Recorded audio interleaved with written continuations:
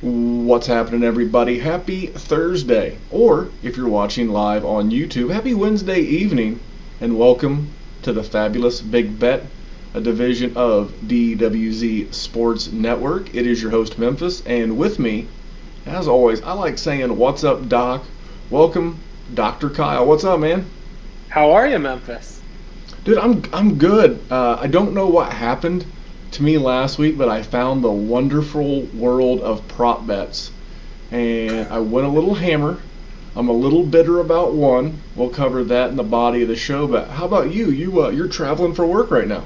Yeah, so I'm currently in Austin, Texas for fun. My wife and I came down late last week as we had anticipated that the Austin City Limits Music Festival would be on this week when we booked this trip in April.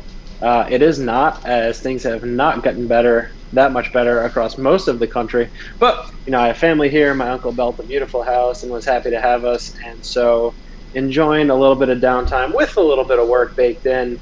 And tomorrow I head to Houston for work, and then I'll be back in New York late Friday night, early Saturday morning.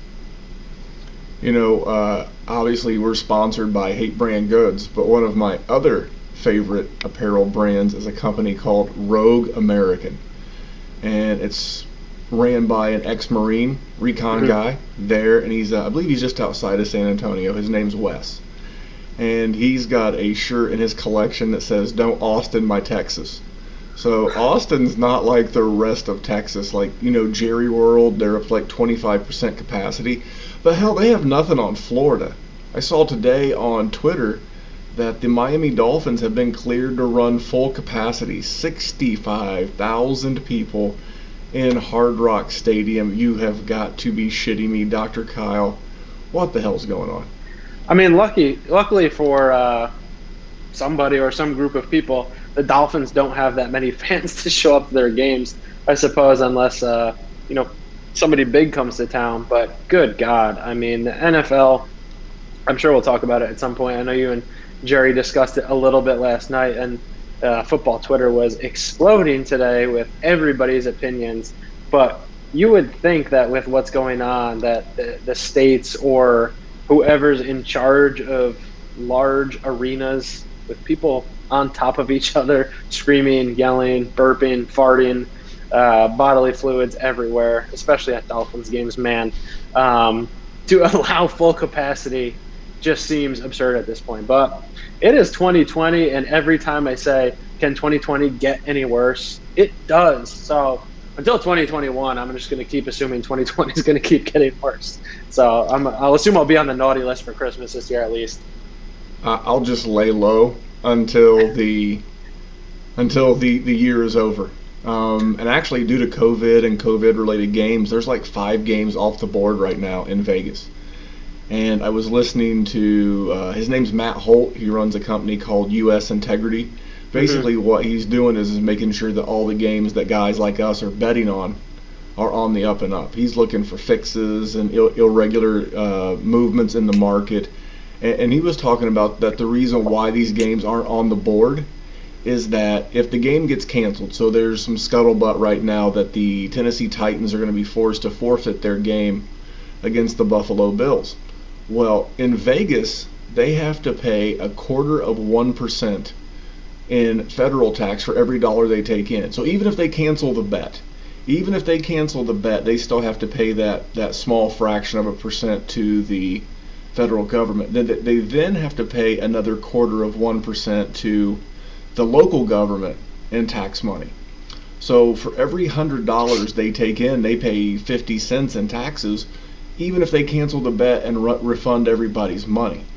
And when he was talking about that the average casino profit per $100 bet's about $4, that's 1/9-ish, 1/8-ish of their take. So that was the reason why some of these games are off the board in Las Vegas. I just thought I would share that. I found that fascinating as I was listening to RJ and the gang over at Straight Out of Vegas. But speaking of the gang, man, I got to make sure we talk about the Debbie show. I'm not going to get too deep into it. This is the Gambling DFS show, but Kane, Josh Dysinger, when he's not on one of his many globe-trotting vacations, kind of like Dr. Kyle here, as a matter of fact. I was going to say, I do want to call it a the pot calling the kettle black there.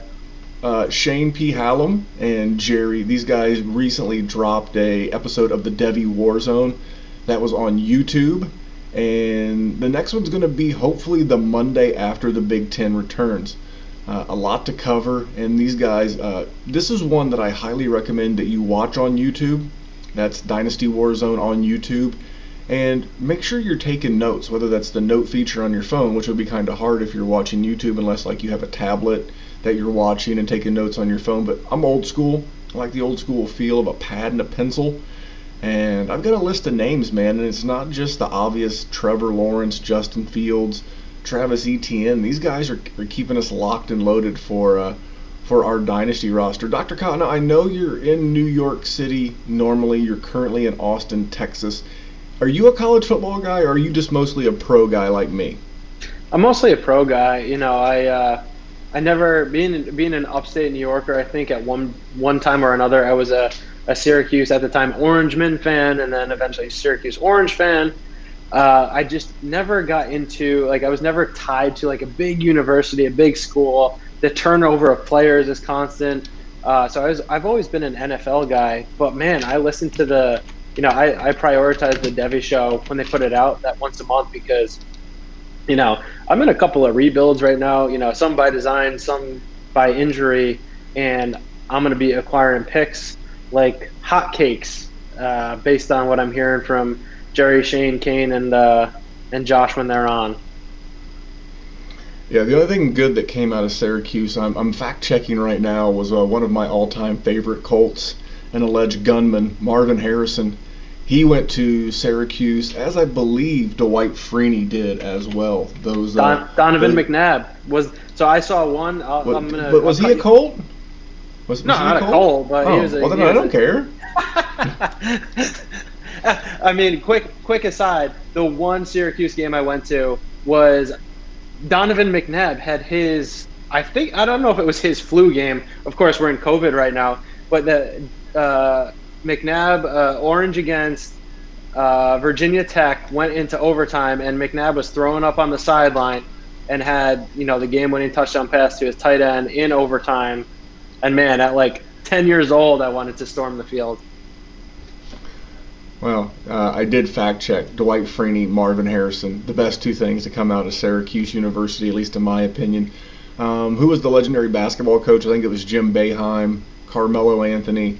They've got a good broadcasting school there. Obviously, if you're listening to this podcast, good solid broadcasting education is not important as you're hanging out with myself and Dr. Kyle here. And then on Wednesdays and Tuesday nights on YouTube, you can hang out with me and Jerry. On Tuesday the 6th for the Wednesday the 7th podcast, we did our Dynasty Q1, post Q1 actually.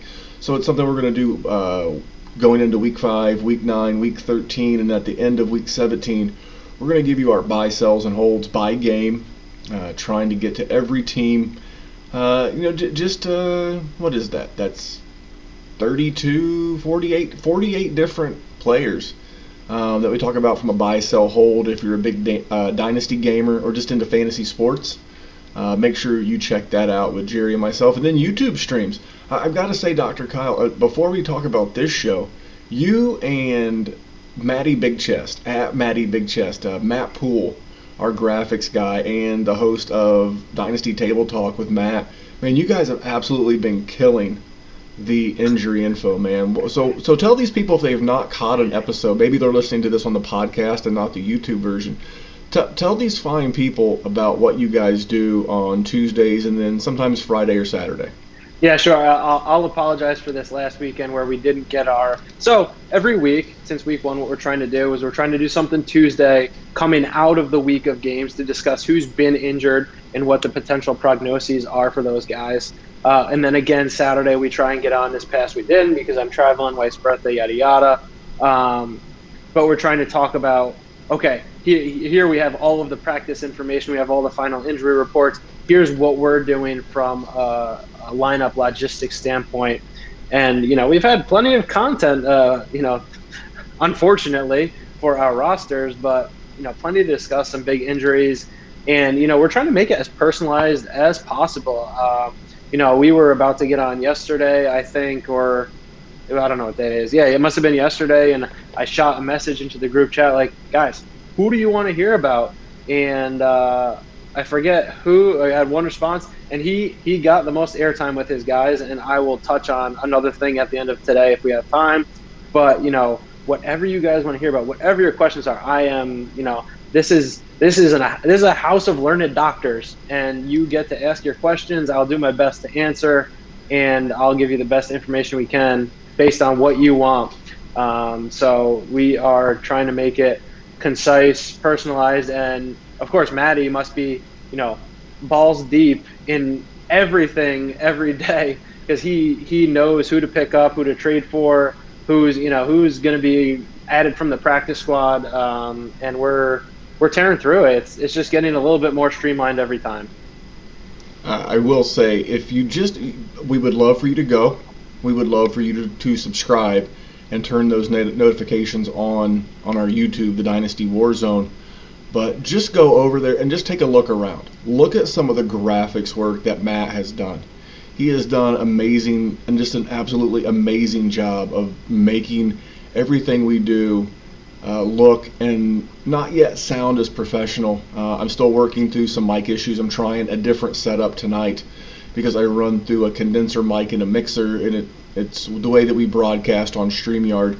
But we're working on getting that. But please go over to the YouTube, check it out, and if you're interested in getting some graphic design work, maybe you have a YouTube channel, maybe you have a podcast, maybe you need some graphic design help. His rates are extremely reasonable, and you can find him on Twitter at Matty Big Chest, or you can just email me and I will make sure to forward your information along if you're not on Twitter. Dr. Kyle, I actually heard today that only 20% of adults are on Twitter. Do you buy that number? No. See, no. I do. I do. No, if they said it was if they said it was Instagram, I'd call bullshit, but it's not. I mean, it's Twitter. It's a completely different thing. I'm actually trying to spend less time there. I'm actually spending more time when I have time in our Dynasty Warzone Patreon league. As I analyze now, I think about what percentage of adults are boomer and above, and yeah, I could see it being only 20%. And think about that high school and younger age. They're not really on Twitter. That's more of an Instagram, Snapchat. There's plenty of social media usage there in both groups. The boomers love Facebook. The youngins love Instagram TikTok. And TikTok. Thank you. But if you avoid all that stuff and you are interested in connecting with the show or connecting with Matty Big Chest, you can simply email the show. It's dynastywarzone@gmail. Again, dynastywarzone@gmail.com. Shoot me an email, say, hey, I'm looking to get a hold of Matty to have him do some graphics works for my YouTube or for my company or whatever. I will forward that to him and have him get in contact with you if you do not dip a toe in the cesspool that is social media. But if you do, you can find us on Instagram and Twitter at Dynasty Warzone. Dr. Kyle, are you ready to start talking about last week, doing a little betting recap?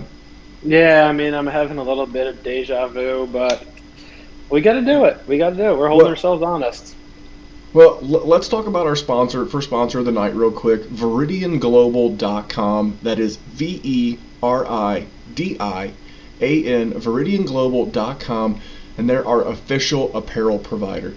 Again, this harkens back to Matty Big Chest and what he does. He's helped, I will say, I've chipped in a little bit, not a lot, but a little bit, on some of the designs. We have some classic old school pop culture stylings. We have a couple of military inspired stylings. We've got hoodies, we've got tank tops, we've got baseball raglans. We've got a little bit of everything over there, and this is the number one way to help support Matty and his craft of graphic design. He's done a great job. Even if you just go over to the website Veridian Global, check it out, and then DM Matt or email the show. Tell us you like the designs. It's not always about buying stuff. Sometimes it's about feedback. Sometimes, hey, maybe you should try this.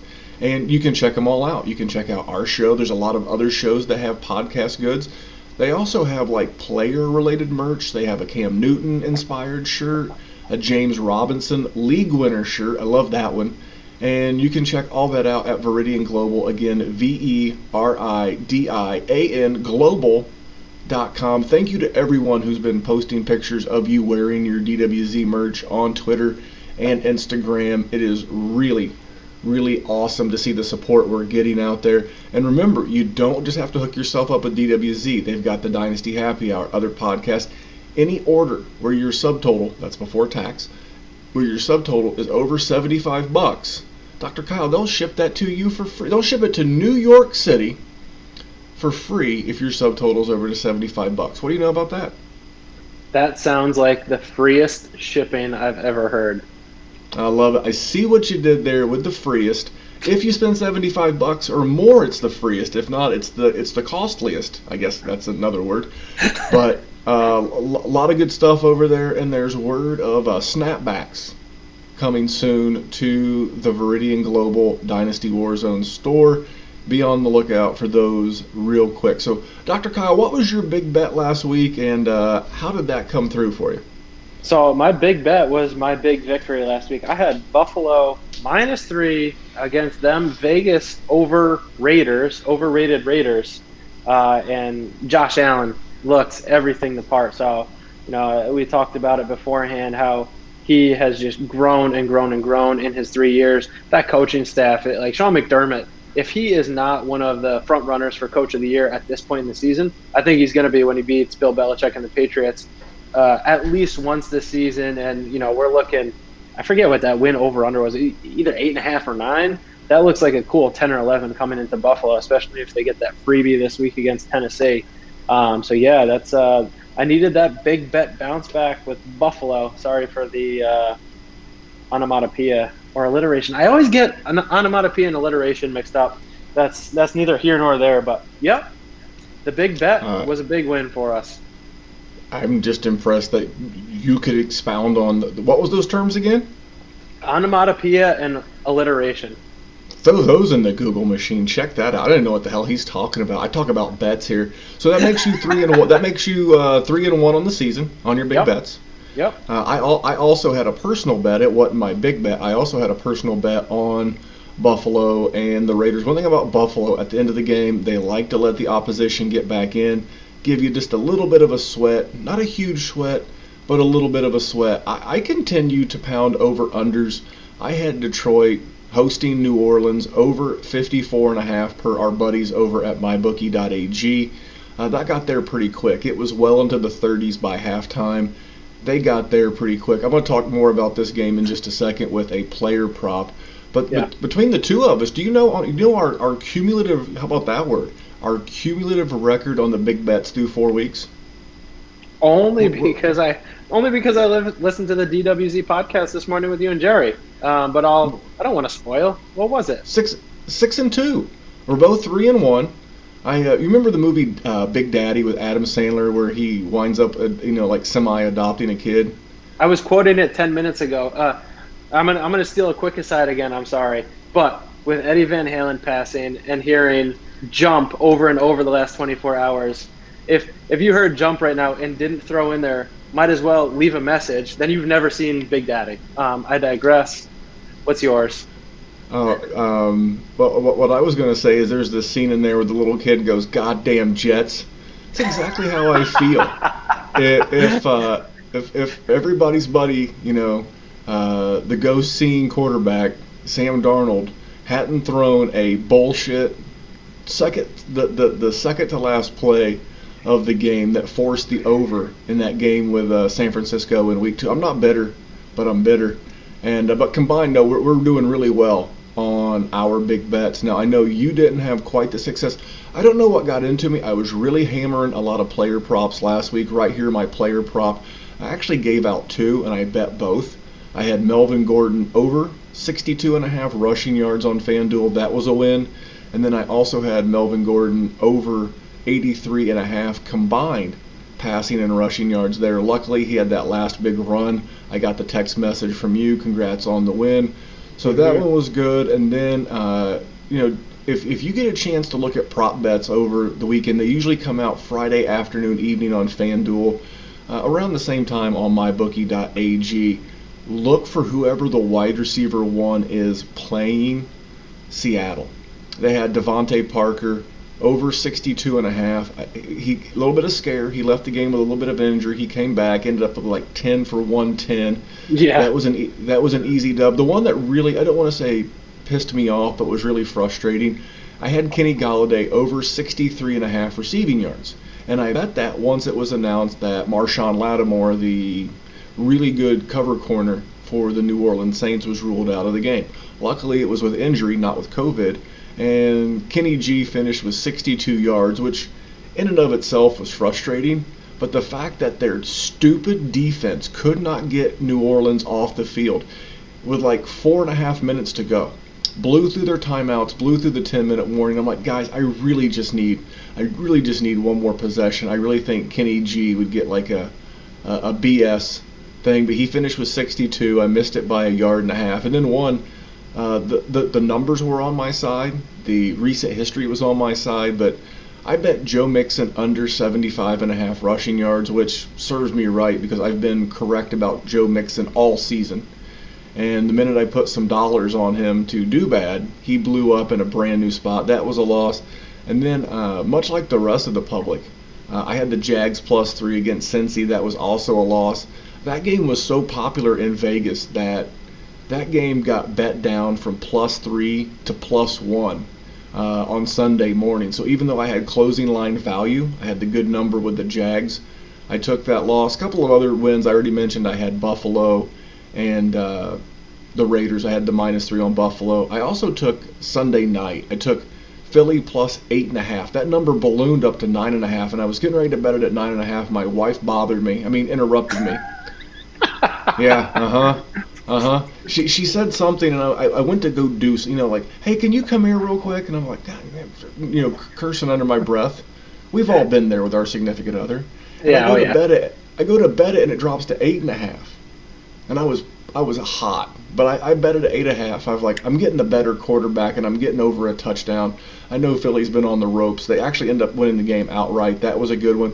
Then I split two bets on Monday night. I had Green Bay and Atlanta. I had the under 57. Now, had it been in a dome, I probably would have kept it or not bet it at all, but I liked it under 57. That was a win. And then once the number got over a touchdown, I thought, surely to God, Atlanta can keep this thing close. Surely to God, they could not. They lost by 14. I had Atlanta +7.5. But cumulative for the week, I went 7-4 on the season. That now puts me at 15, 11-1. So I am winners, not doing too bad. Now, what other bets did you have? You were lamenting a little bit yourself. Yeah, I was. I fell for Cardinals traveling east, giving 3.5 against the Panthers. I'll tell you what, that Panthers coaching staff is quickly rising up the ranks. I listened to the GM Shuffle podcast and RJ Bell, and they talk about how they rank their teams based on quarterback and coaching staff first. And as I start to think about that, it's making more sense. So I lost the Cardinals, giving 3.5, and then I also lost the Jaguars, giving 3 or getting 3. I don't know what happened at the end of the game there. It was like the Jaguars were on the 8-yard line or something, down 10 or 11, and they, with like 10 seconds left, and instead of trying to get the touchdown right there, they kicked the field goal to get within 8. And I was like, are you fucking kidding me? It would have necessarily come to fruition, but So let me tell you a little story about that game. Let's hear it. So on Sunday in Indiana, there's, it's that time of the year. It's fall. The weather in Indiana, we have at this point we have about a 3.5 season climate in Indiana. Winters aren't as bad as they used to be. Now I'll say that, just like I bet against Joe Mixon, and here comes will be a brutal, shitty winter. But it's weird. In the springtime when it's like March and it's that first Sunday and it's 60 degrees. You're like, fuck yeah, it's 60 degrees. You have on shorts and a sweatshirt, and you're out and about. But it's different in the fall when you get that first like sub 60 degree day. It was like 50 or 52, and my son had his final Little League game. I guess he's not Little League, he's a teenager, but we went to his final game of the year. It was so cold that I was up like, doing like almost like the pee-pee dance. Like you have to pee and you're like bouncing back and forth. And you're just trying to stay warm. You're just trying to keep your blood circulating. And I was like, this is fucking miserable. And then they do that bullshit, and I'm like, man. So your plan's to kick the field goal and try to get an onside kick so that you can get the. And I was just like, this tells you why Doug Marrone and that coaching staff to go another will not 40 yards in 8 seconds. I'm like, they did the math backwards. Some analytics guy's gonna, hop in my mentions on Twitter at DWZ Memphis and be like, no, actually correct according to my spreadsheet and my model and my slide rule. You know what? Take that, turn it sideways, and stick it straight up your ass. Was there anything else that you had going on this weekend that maybe, because I'm not keeping track of all your bets outside of your big bets, but anything else that you took a bit of a beating on? I took the over on the Buffalo Raiders game, and I think that was a push, and Buffalo missed an extra point in that game, so that hurt a little bit. And then I think I also took the over in Seattle and Miami last second, and that was off by a point. Haven't mastered that. And then as far as my props go, I took Fant on Thursday night over 42.5. He had 35 in the third quarter and then busted up his ankle. Now that I think about it, we didn't touch on him on the injury report this week, so we'll have to touch on that one Saturday. And then I thought it was a Bob Woods week. Rams going against the Giants in LA. I thought that was for sure going to be at least, a 24 or 30 point game for the Rams, and Bob Woods would be the guy there. I took him over 5.5 receptions, which I hit, but over I think it was 61.5 yards did not hit. So I think I'm done with overs. Well, couple of things. We've shared this before, that with overs, you don't get injury protection. If you're betting the under, if you're torn on a game, the injury factor favors you if you're betting the under. I learned this the hard way when I bet over on Fitzmagic in a couple of weeks ago, because you took Gardner, and I took Fitzmagic in that Thursday night game because there wasn't a lot of props in that game. And on top of that, the more public the player, the more the numbers seems to be a little too good to be true, because Vegas wants you to bet on your favorite player. I know Baker Mayfield. He's on all these commercials. Of course he's going to throw for over. He's a good quarterback. He wouldn't, Peyton Manning did all those commercials. Why wouldn't Baker Mayfield go over? And that's why I'm loving my Baker Mayfield under 3,900 passing yards this year, because considering through 4 games or a quarter of the season, he's on pace for about 2,900. So at this point, at his current pace, I've got about 1,000-yard cush. Now Joe Burrow, on the other hand, that's going to wind up being a push. But we're lamenting a little bit. Let's get into our own actual bets and likes for this week. I will defer to you, Dr. Kyle. Do you want to go first, or do you want me to, kind of like golf? Who has the honors? I'll take the honors because I'm a loser right now. Let's get you back on track. Let's get you back on track. So I was torn between 2 games. So I have 4 written down. One I've since sort of decided not to like. Maybe we'll talk about it anyway. And then this one I'm about to bring up, I contemplated being my big bet, but since it's the Thursday night game, I don't want to get too cocky about it. But Tampa Bay is going into Chicago, giving 3.5. And so we talked earlier before about the quarterback matchup and the coaching matchup. And I think this is a country mile between the quarterbacks as well as the coaches. Tom Brady against Nick Foles, especially because if there's ever a revenge narrative. Hold on. I was going to say, did you watch the Super Bowl? Yes. Couple of years. I'm joking with you. I'm just giving you a hard time because you said you were taking the better quarterback, and big stick Nick wants a word with you. But go ahead. I'm with you. Tom Brady, obviously superior quarterback. I guess if there's a country mile between Tom Brady and Nick Foles, it's measured in inches. I digress. But yes, so Tom Brady is going to be, he is going to be precisionful. I don't know if that's a real word or not. He's going to be precise. And Bruce Arians over Matt Nagy, give me that. I don't care if it's in Chicago. It is not the dead of winter yet. 3.5, if you can keep an eye on it and it gets to 3, that's definitely where you're going to grab it, just to have that half point field goal cushion. But like Chicago had their first real game last week against the Colts, and the Colts, the Bears offense just was pitiful against that Colts defense. I think Tampa Bay's defensive line will be good enough. I think they're going to get out to a lead, and I don't think this Bears team wants to play from behind ever. So yeah, my first like is Tampa Bay giving 3.5. And I'm with you. That number has actually trickled down. So when the look-ahead lines came out, that number was 5.5, which I found to be odd that it's going down outside the fact that Chicago's a very public team. A lot of fans all over the country. And I don't know what they saw with Nick Foles and Chicago that would make people bet that line down, but they are. So I think this number is one that I continue to monitor quite a bit. If I can get Tampa Bay minus a 3, I'll probably pull the trigger. I'm going to talk more about this in my prop bet. Obviously, only Thursday night player props are out right now, so pickings are slim. My first one that I like, and I would like it more if it were a Sunday 1 o'clock game, is Minnesota at Seattle. Over-under is going to be 57.5, which is one of the bigger numbers you see. I lean over, and I will tell you why.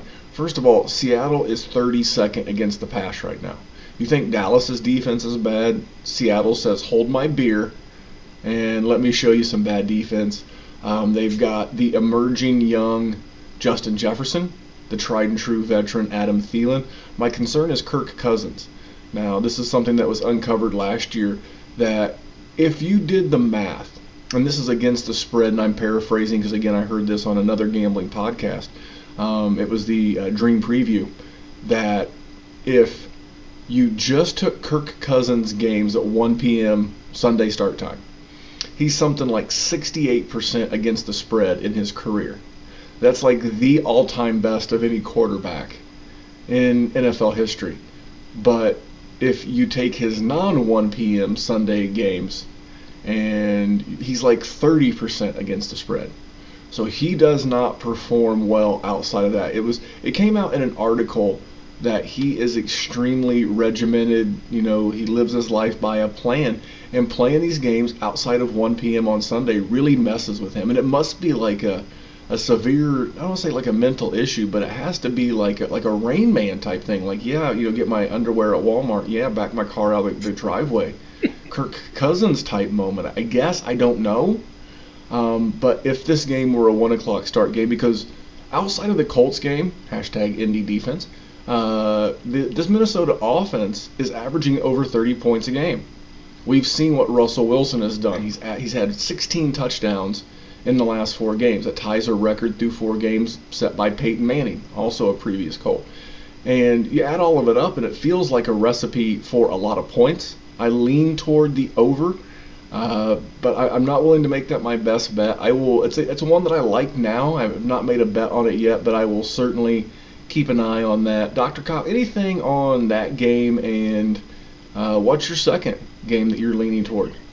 So I will bring that one up quick, because that's one of the 4 I wrote down that I wanted to be one of my likes. Seattle -7 in Seattle. 8 p.m. on Sunday, with all that you just said about Kirk Cousins and his evening games. I was very close to putting that in my top 3. I've since moved away from it because I read some things about how it's not necessarily Kirk Cousins. There's a bit of a narrative there. I like the over there. Like you said, that's what scares me, is that Seattle's defense has been so bad. If that game gets down to like 6.5 or 6, I'll probably take Seattle, giving the points in Seattle. But moving on to my second like, I've already talked about this coaching staff, and actually the line moved while I was doing my research earlier, and so I like Carolina getting 2 against Atlanta. That line was +1, more or less a pick 'em, and I was doing my shit, and I went back to my bookie, and all of a sudden it was +2, and I was like, oh, don't mind if I put a little bit of money on that game while the line bounces back in my direction. Something nominal, but something to at least get the number while it was hot, and it's since moved back to one. But I think this Carolina coaching staff, this offense, I think they're scheming well. I think they're playing to their strengths. I think Mike Davis has played above and beyond. If we're peeking ahead to my DFS lineup this week, there's some Carolina Panthers in there, which, if you talked to me 4 weeks ago outside of CMC, I probably was not trying to squeeze too many guys in there. Yes, it's in Atlanta. That Atlanta team is struggling all over the place. They did not look great with Julio leaving the game again. I would be very surprised if Julio plays this week. I would not expect him to be very effective. He re-aggravated that hamstring, as Maddie and I talked about in the injury report this week. And I got to think they would just at least shut him down for a week and let him get closer to 100% before pushing him back. Calvin Ridley didn't look like himself. Russell Gage is coming off a concussion. Todd Gurley has not looked even close to Todd Gurley. And that defense has been a goddamn, fantasy point heaven. So my second like of the week is Carolina getting two in that Atlanta Dome this week. What say you, Memphis? I looked at that one as well. They are getting the original COVID case of the season, AJ Terrell, back. He passed his medicals and he was back in the facility today. One thing I will say about Julio, as you know, we do player props. If for whatever reason, I've seen a lot of this number, and this is why I bring this up from my player prop betting. So I also saw it tonight. A lot of the numbers tend to be 62.5 or 75.5. Mm-hmm. If Julio Jones's number is anywhere near that and he's listed as questionable, go ahead and bet it, because if he doesn't play, you get your money back. Yeah. He has to play. If he gets announced out, you get your money back, but he's going to be limited. Obviously, Calvin Ridley will be involved, and maybe in DFS, if you're playing that slate, maybe you throw in some cheap Russell Gage, as long as he's healthy as well. A little concerned about Ridley, but there's a little bonus DFS gambling player prop. If Julio's number is 62.5, I could actually see him being more on the 75.5 because he's a very public player. But I really continue to see Julio making business decisions. I think he's on year one of what is a 3-year, $66 million extension with virtually every dollar of it guaranteed.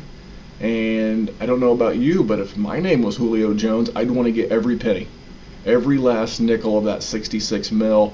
And he's making a business decision. The team's 0-4, not going to the playoffs. I highly doubt another team would trade for that contract.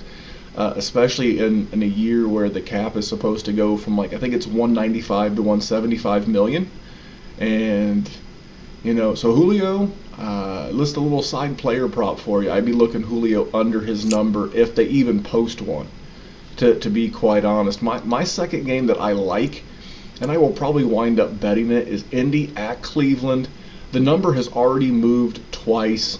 When it initially came out on the look ahead before the Sunday game, it was Indy giving 3 points on the road at Cleveland.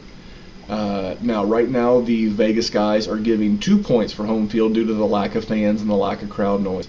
So when that line initially comes out, if you do the 4-point flip, if the game were in Indy, that means they would have Indy as a 7-point favorite over the Browns in Indy, and they would be a 5-point favorite at that time on a neutral field. And right now the number is at 1.5. And I think part of that has to do with what have I seen lately. We saw Cleveland go in and put up 49 or 55 or some odd points against Dallas. You're a Cowboys fan, Dr. Cow. And yeah, it was 49. It was 49. It's just 7 touchdowns. It's not many if you say it fast. Actually, it was 6 touchdowns and then a couple of field goals and a 2-point conversion, but who's keeping track besides me? Anywho, I think once people saw that very public game against a very public team in Dallas, and then you had seen the Browns beat the young upstart QB and Joe Burrow on Thursday Night Football, you've seen a lot of positive Brown stuff. But I tell you what, if you just go to Pro Football Reference or Football Outsiders or anywhere where you can look at football stats, the Indianapolis Colts defense is virtually number one in everything. That defense is nasty. Little concerned that maybe Darius Leonard does not play. He left midway through Sunday's game against the Bears with a groin. My nuts. And we'll see what happens. I'm sorry I stole that. We'll ask Jerry about that groin. Yeah, Jerry loves a good groin injury. I'm gonna Google him. I'm sorry, I'm gonna DM him. Need your take on Darius Leonard's groin. And but with all that being said, I think this number will continue to go down. And if I get Indy at a pick'em, I'll take Indy.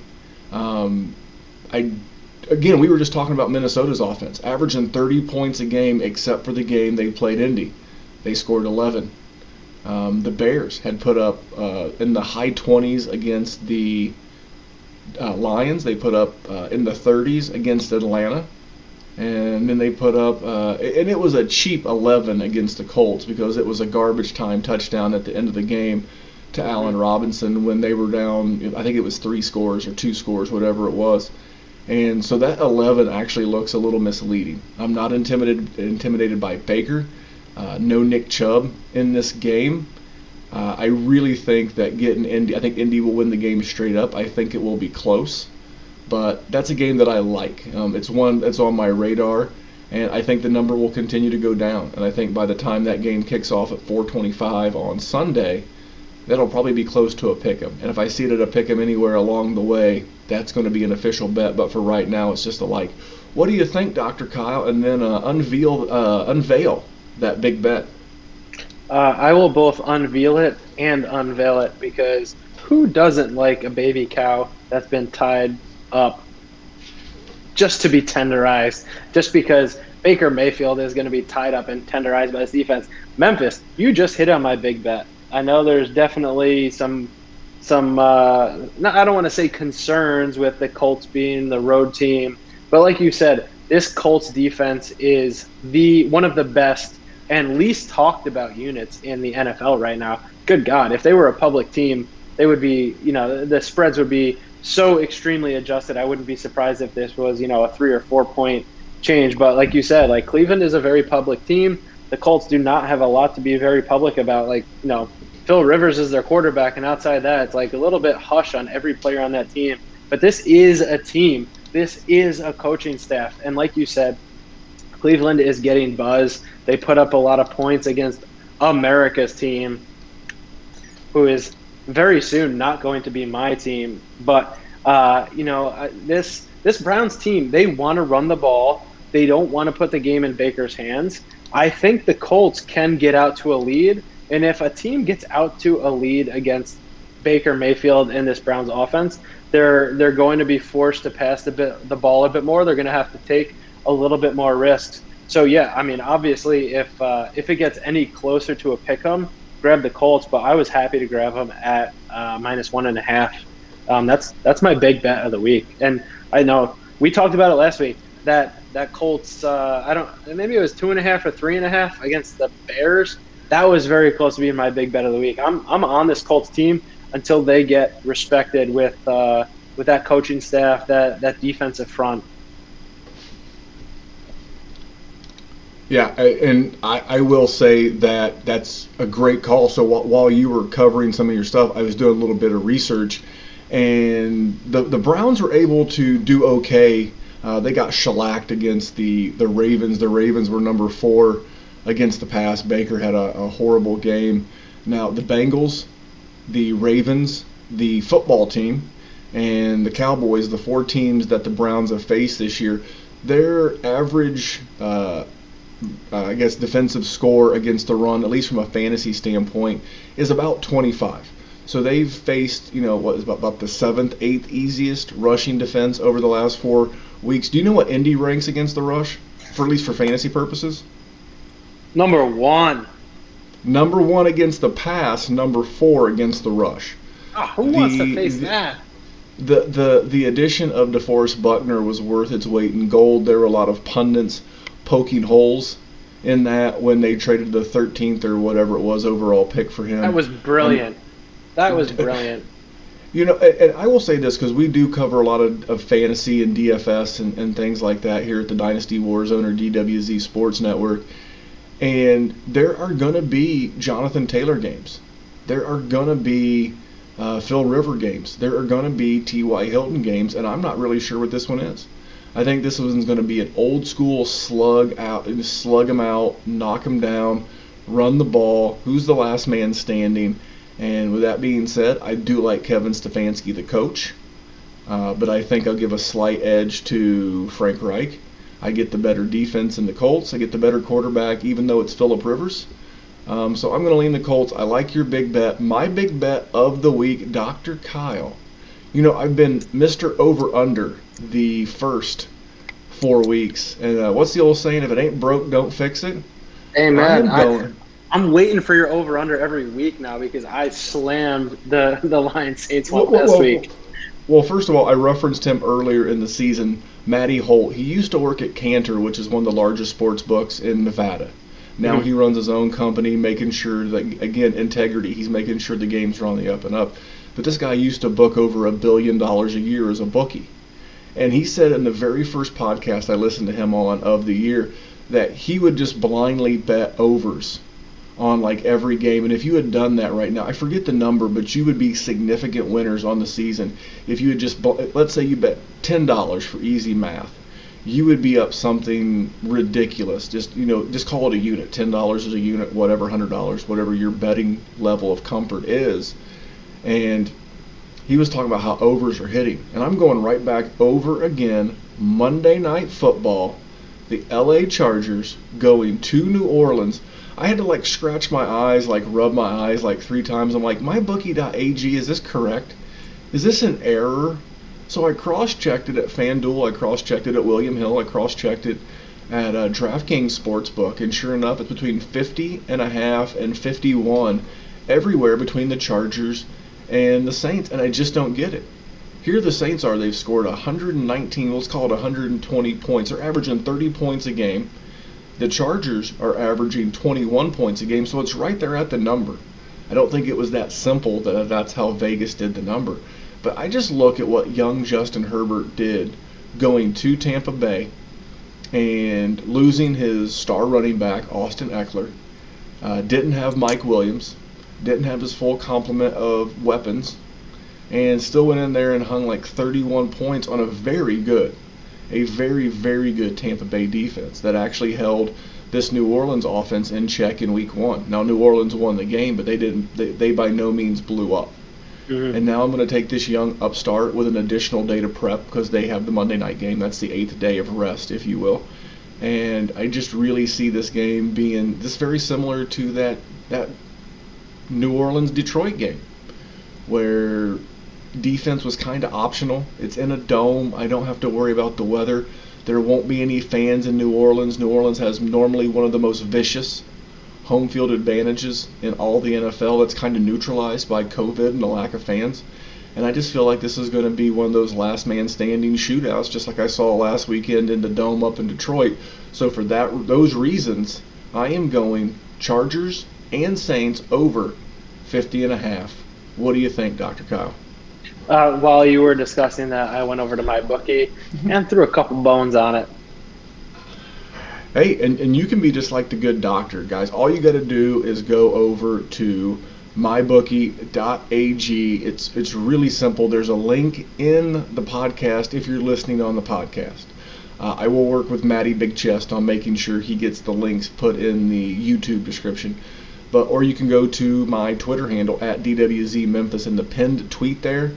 All the links to everything, Viridian Global, my bookie, Hate Brand Goods, you name it, the Patreon, it's right there. One tap. Same thing with the show sheet. And if you go over and you use the promo code, so you simply go, you pause the podcast right now.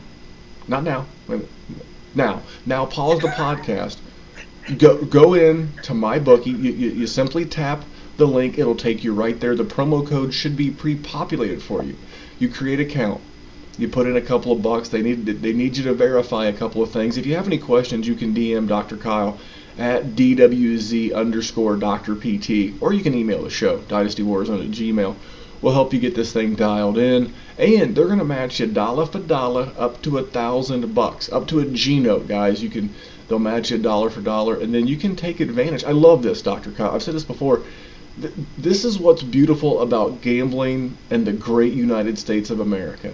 Not only will my bookie sponsor the fabulous big bet, but we can help you, the consumer, go to mybookie.ag and take their money. So they give Dr. Kyle and I, some compensation for promoting their product, and then you can go over there and you too can get some of their money by going to mybookie.ag, start up an account, promo code DWZ Memphis, and you get the hookup like Dr. Kyle. Just bet on our big bets, and we'll put them out of business. Just bet on our big bets. And then we'll have to get a new sponsor, and we do it all over again. It's just, as my old baseball coach used to say, Dr. Kyle, it is just that simple, fellas. All right, enough with the big bets. Let's go do a little DFS recap. Are you ready? Oh, me? Yeah. I thought you were talking to the audience, but I am ready. Well, I'm always talking to you. You're my co-host. It's just good manners. I've officially locked myself in as Mr. Mencash. I'm going to change my Twitter handle to Randall Mr. Mencash Young as opposed to Randall Memphis Young, because I did it again. Another Mencash. I love the $4.44 Millionaire Maker tournament on FanDuel. I did pretty good. I had Matt Stafford on there. He had 3 TDs. One of those went to Kenny Golladay. Could have got some more yards out of Golladay, just saying, for other reasons. TJ Hawkinson didn't set the world on fire, but he did get a TD. I went back to CD Lamb. What really hurt me was, and again, I'm never going to be the guy who gets pissy about players. It hurt me too, Memphis. It hurt me too. I'm never going to get pissy about players who get injured throughout the course of a game, but losing Eckler in that lineup certainly hurt.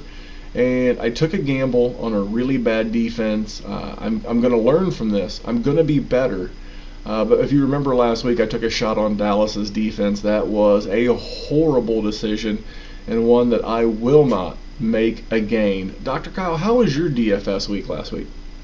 It wasn't great. Again, I had Eckler as some running back chalk. I tried to. I sort of took a different approach last week and tried to build around a couple of chalk running backs with Kamara and Eckler, which I imagine most people did.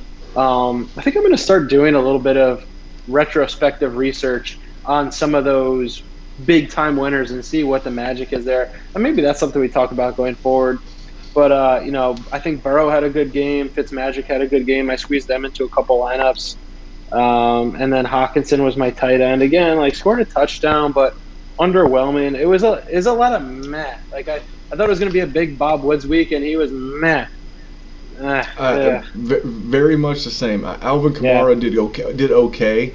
It feels bad to say that I felt let down considering the performance he had the week before against Green Bay, and even though he had a very good game, it kind of felt like a letdown. And then,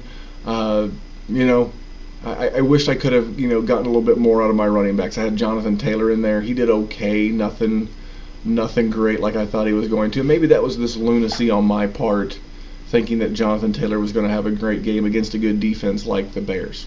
So I'm going to jump into what I'm doing this week. From any standpoint right now, man, it's hard to fade Dak and any 2 of his wide receivers. Like last week, had you had Amari and CD Lamb in there, you would have gotten away with it. This week, and that's the whole thing. It's going to be 2 of the receivers in Dallas. I'm going to be consistent with Dak and Amari Cooper. Then I have to determine, do I want to go CD Lamb or do I want to go Michael Gallup? Because it's been CD 2 weeks in a row. Maybe Gallup's in the locker room saying, hey, Dak, you got to hit me a little bit. But that's something that I'm looking to do in cash. I think it's very chalk at this point, but sometimes the chalk wins. What about you? Are you looking at anything in particular for cash before you get into some tourney lineups? So I went into DraftKings today and I went and just straight up built a lineup for tonight. And there's a few Carolina Panthers in there, which I said earlier is a bit disturbing, but they're playing that atrocious Atlanta defense. Mike Davis has been effective in the run game in the pass game. So I'm going straight top to bottom. I got Teddy Bridgewater, Mike Davis, and then I got James Conner, who is already coming off of his early bye. and had a 100-yard rushing game and a few receptions. And then Antonio Gibson is getting steam, and the Reds. Excuse my slip. The football team has pivoted to Kyle Allen, who is a check down machine. And then building from there, I went Robbie Anderson, who has been so everybody came into the season thinking Teddy Bridgewater was going to be a check down machine or a 4 to 5 yard A dot, whatever statistic you want to roll out there to DJ Moore, and he was going to feast. Robbie Anderson has been feasting downfield. So I'm going to try and capitalize on that against one of the worst defenses in the league. And then I went with Darius Slayton to have his big blow-up week against this terrible Cowboys defense. And then I had to throw my boy CeeDee Lamb in there again because he's paid off every week I put him in. Some weeks he blows up a bit more than others, but Dak already trusts him. They move him around the offense. He's constantly in motion, literally, and he's trusted in the red zone. And then from there, I've got Evan Ingram as a very affordable tight end.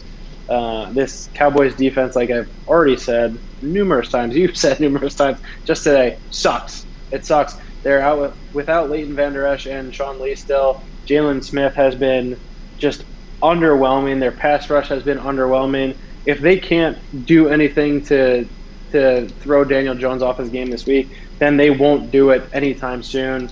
If you want to hear a good NFL talk on what's wrong with the Cowboys and or the Giants, the GM Shuffle podcast. Like, I owe these guys nothing, but man, I just love listening to Mike Lombardi and Adnan Burke. Those guys know their football shit, and they will tell you how it is from a football standpoint, which is how you should determine some of your fantasy work, especially your Vegas work. And then I'm just like you said, like, you probably got fed up with taking a chance on your defense. I'm just going Pats D. Bill Belichick, Pats D against Brett Rippon. Just give me that free profit there. So that's a real DraftKings lineup. Take it if you want it. Give me some feedback if we can do better. Hey, I didn't like that. I'm big into the stack at this point. So one of the lineups that I've built I'm a FanDuel guy, in case you can't tell. Now, when I'm betting, I'm a mybookie.ag guy because I can use promo code DWZ Memphis and I can get a dollar for dollar deposit match, but that's neither here nor there. I'm a FanDuel guy for my daily. I went with the Stephon Diggs, Josh Allen stack. I mean, that combination is just hot as hot can be right now. I did put Amari Cooper in there. I mean, the guy's just getting so many targets right now, playing an absolute sieve of a defense in the New York Football Giants. I'm going a little Clyde Edwards-Helaire right now. Now, I do know that I may have to pull Josh Allen and Stephon Diggs out. I will make the necessary pivots if I have to. Dak was in that price range as well. But I like the fact that it feels like a rushing touchdown is. I know Dak had the 3 rushing touchdown game. I think it was week 2. Mm-hmm. But I think I'm going to give Josh Allen a matchup this week. Tennessee's got so much other going on that if they even manage to get the game in, if they don't have to forfeit it, I really look for big things out of the tandem there. Like I said, I got Amari Cooper, Clyde Edwards-Helaire. He's been fine to date, but I think that blow-up game is just bubbling under the surface a little bit, and he's looking to just to explode. Do you know what running back is second in the NFL right now in receiving yards, Dr. Kyle? Do you have any? I'm gonna let you guess, but before I tell you, give me like a solid 15 seconds here. All right, I wish I had like some. Devin Singletary. It is not. I believe if everything is correct, it is my man James Robinson. I'm pretty sure he's second in yardage. I saw that on Twitter earlier today. Don't quote me on that, but James Robinson's done very well in receiving yardage. And he continues to be used more and more in that bell cow role, so I've got him in there. I'm going back to the Tyler Higbee one more time. Maybe it's an NFC East thing, but really, if you look at the defense against wide receivers, the football team's actually decent, and they're not very good against the tight end. My fear is that pass rush, I may end up pivoting off of him because that pass rush is so good in Washington that he may be left in to block. And then I've got another stack I may try to work in there for another entry. Are you ready? Going to blow your mind. You would say, why would you ever go to these guys? But are you ready? Blow my mind, Memphis. Blow your mind. All right. If you want to go cheap so you can really pay up everywhere else, Darius Slayton and Daniel Jones. Now you might say, Memphis, outside of week 1, those two have been the drizzling shits. And you would probably be right.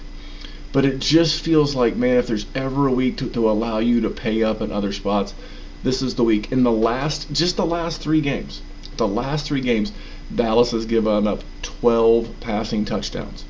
12 passing touchdowns. Yeah, I know Matt Ryan was in there. Yeah, I know Russ was in there. But they allowed 2 to Baker and 1 to Jarvis Landry. That was 3 against the Browns. And Dallas has given up the week's fantasy wide receiver 1 3 weeks in a row. Calvin Ridley, 102 tutties. Tyler Lockett, 3 tutties. Odell Beckham Jr., 2 touchdowns plus the rushing touchdown. This Dallas defense is horrible. This game is in Dallas. That's not mattered, as this team has given up points after points after points. I think if you want to go cheap and you want to go contrarian, Daniel Jones, Darius Slayton, what do you think, Dr. Kyle? Well, Dr. Kyle has decided to take a pause for the cause and not hear. Dr. Kyle, you're I'm back. I love it. What do you think? What do you think about Darius Slayton? And we got to get you in front of the microphone. I'm glad you didn't yell across the kitchen as you were getting a glass of water. What do you think about Darius Slayton and Daniel Jones cheap against your Cowboys? I love Slayton. He's already in my lineup. I think I've been burned against Daniel Jones enough this year where I'm ready for a prove-it game before I throw him back in. But there's going to be mouths fed in that Giants offense this week. I think Slayton and Ingram, if you think Slayton and Ingram, like I do, can be fed, then you got to think that Daniel Jones will be doing some of the feeding. So I'm all for it. And to speak to a lot of your lineup, Memphis, I loved Stephon Diggs. I love Clyde Edwards-Helaire. But looking at the COVID stuff, I know it's Wednesday night going into a Thursday morning release. I didn't want to lean too much on some games that had a lot of question marks. So I'm on board with Josh Allen, Diggs, smash, Clyde Edwards-Helaire. I completely agree that Chiefs are going to get out ahead against that Raiders defense that is abominable. And I looked at Higbee as well as I scrolled through the drafting. So yeah, all sounds cash min cash. All right, Mr. Min Cash wants to hear about your prop bet of the week. Let's bring that home, and we get done with that. We'll hear a word from our friends over at the Hate Brand. This is all you, man. Fire away, champ. So we're talking Thursday night. We got Bears, Bucks, and I'm taking Allen Robinson, who we all love in Dynasty and can't wait for him to get paired with a real quarterback. But I'm taking him under 75.5. That is the highest over/under for a receiver in the game. I've been burned by the overs. I will probably pad that. Maybe I'll throw A-Rob in a DFS lineup or two just to hedge there. But Nick Foles, I just don't see the Bears offense ever getting going, and that Bucks defense is going to give the Bears offense enough trouble where A-Rob is going to be struggling. So yep, A-Rob under 75.5 receiving yards, lock it. All right. Well, here's a little interesting aside. I said my man James Robinson was number 2 in the NFL in running back receiving yards. That is true. Alvin Kamara has the most at 321. James Robinson has 161. He's averaging 40 a game right now. If I remember correctly, his receiving prop last week was like 21 yards. If that's the same thing this week, if his receiving prop's in that mid to low 20s, smash it, because he has been heavily involved in the passing game. It's not been Chris Thompson. That's part of the reason. Like I said, I saw that stat earlier, and I felt like that was true. I wanted to confirm that for you. My player prop of the week, again, we record this on Wednesday so you can have it for Thursday. I'm going with touchdown Tommy Brady under 258 and a half yards on FanDuel. I think that's a trap for the uneducated wagerer. We just saw how good the Bears defense can be, and I went back and looked at their last 8 games, and only twice has a player went over 250 yards.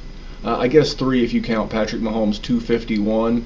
Dak had 334, and in week 1, Matt Stafford had 297. So Mahomes last year, Dak last year, and Stafford this year have went over that. But they held Daniel Jones to 241. They held Matt Ryan to 238.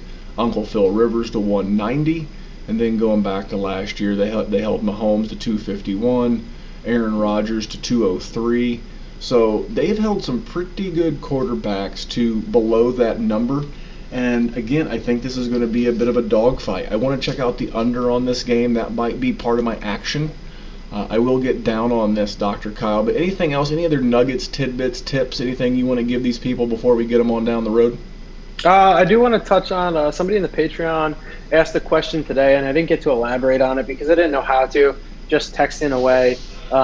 What worries me more, Nick Chubb's MCL sprain or Austin Eckler's return from what is currently only diagnosed as a grade 2 hamstring strain, but also had a hyperextension knee injury, and apparently surgery is potentially on the table.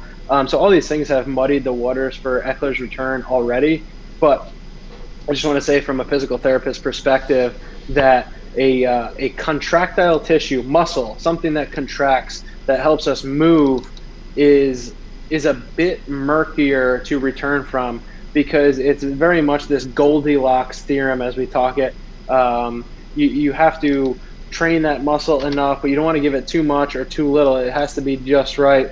Whereas an MCL is a ligament, it's non-contractile, it's a little bit more straightforward. So I just think Nick Chubb has a cleaner, more direct return to play. Though, that being said, context thrown in there, if this Browns running game is clicking and they don't have to rush Chubb back, no pun intended, then we're looking at this potential 6th or 7th seed team probably going to hold out until Chubb is fully 100% so that they can make a playoff push, and then maybe Eckler is the easier return. But yeah, that's my physical therapy thought process behind anytime there's a hamstring strain, there's just so much unknown, and you really have to gear the training, the rehab toward that athlete's physiological needs to get back on the field. MCL, obviously there's physiological needs, but it's a tissue. It's like this. You just need to let it heal. You need to load it, and it will be strong again, and you move on.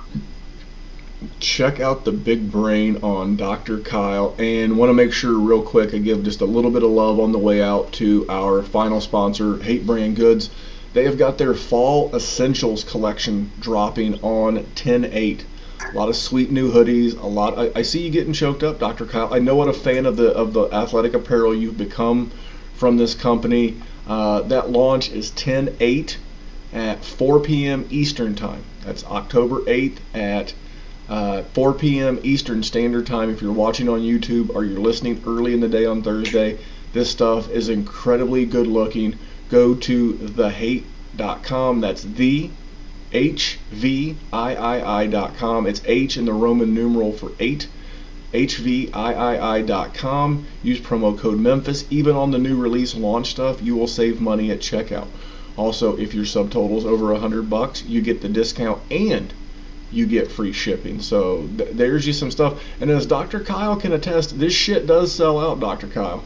I just want the floral AFs. God damn it, Memphis. I'm going to hop on there on 10/8. I want the floral AFs, and then I'll be happy until the next awesome model comes out. He has promised that there will be more of the goat shorts soon. So he sent an email out, which Dr. Kyle got. He pissed around a little bit, and by a little bit, I mean like a couple of hours. He went to buy them, and they gone. This stuff sells out incredibly fast, and this is very common for clothing vendors right now. A lot of this stuff, the blanks and things are made, and I work in a production facility. I can tell you that things have been altered due to COVID, whether it's getting supplies or workforce or a lot of things. So they'll be back in stock very soon, but they've got enough for a fresh drop on Thursday, 10/8, 4 p.m. Go to the hate, that's thehvii.com. Use promo code Memphis and get your hookup. Well, Dr. Kyle, man, here's to another big week. Remember, what was your big bet on the way out? Colts -1.5 against Colts the 1.5. Browns. I'm going to tell you to monitor that daily. I think it goes lower, and mine is Chargers and Saints over 50.5. Both of those lines courtesy of our good friends over at mybookie.ag. Slide on in there, use the promo code DWZ Memphis, and get the hookup with a dollar for dollar match up to $1,000. And on behalf of Dr. Kyle, I am Memphis, and remember, here at the Fabulous Big Bet, we will remind you that money won is twice as sweet as money earned. We'll see you back here for a Week 6 preview. Have a great week. Make sure to tune in on YouTube and social media to make sure that you know what we're getting into and check out the action. Thanks for tuning in, guys. Have a great week.